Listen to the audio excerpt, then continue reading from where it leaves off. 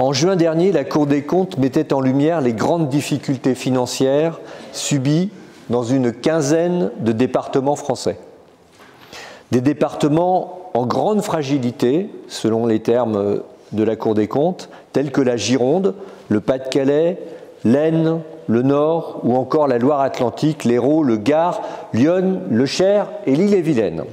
On comptabilise aujourd'hui près d'une quarantaine de départements français au bord de la rupture budgétaire. Il n'y a pas de situation financière qui ne peuvent s'expliquer et les raisons, vous les connaissez. Les départements sont dans une situation d'asphyxie financière. Nous avons au total perdu près de 46 milliards d'euros de dotation depuis 15 ans.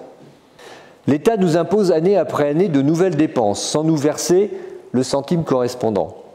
Fort heureusement, notre majorité a depuis longtemps œuvré pour que les finances départementales restent saines, sans jamais céder aux sirènes dépensières de son opposition tant de fois entendues.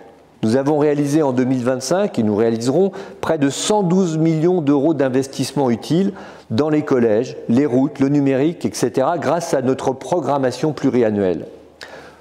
Notre taux d'endettement est faible, 289 € par habitant, avec une capacité de désendettement à 3,8 ans, contrairement aux 6,7 ans de moyenne des départements et beaucoup plus ailleurs dans d'autres collectivités. Mes chers collègues, les raisons d'être des départements, c'est la proximité, les infrastructures, l'emploi, l'environnement, une action locale utile et durable. Nous préparons l'avenir en améliorant la vie quotidienne des Sartoises et des Sartois en répondant à leurs souhaits.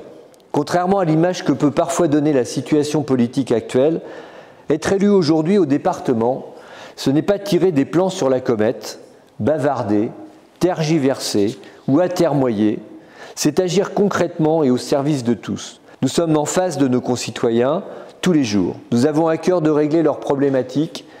Nous connaissons les besoins de nos territoires et nous faisons ce qu'il faut pour y impulser de belles dynamiques.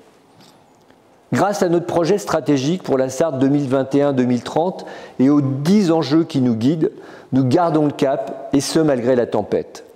Construire ensemble la Sarthe demain, là est notre objectif. Et nous le ferons, je l'espère, avec moins de dépenses tous azimuts imposées par l'État.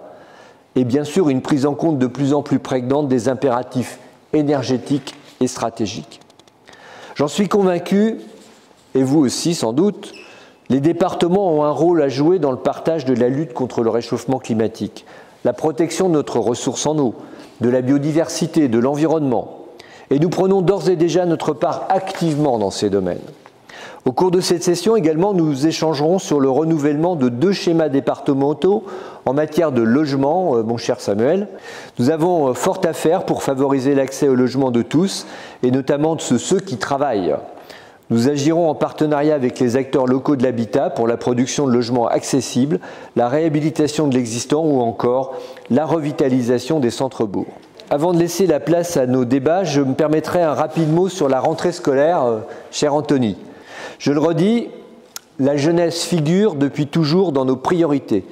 Et c'est une réalité qui se traduit concrètement avec des choix budgétaires ambitieux et des projets innovants qui font appel à l'intelligence collective.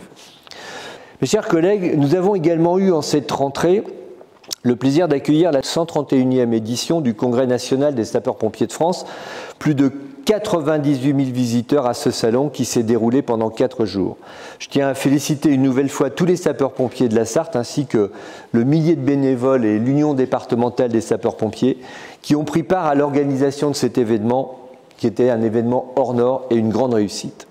Ce congrès est également l'exemple qu'une petite idée peut nous emmener loin et qu'il ne faut rien s'empêcher, se donner les moyens d'accomplir de belles choses tous ensemble.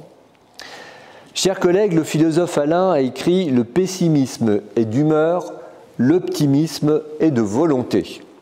Si la période que nous traversons est sans nul doute tumultueuse, nous avons choisi de nous retrousser les manches et de trouver ensemble des solutions pour agir, pour construire encore et toujours mieux la Sarthe de demain.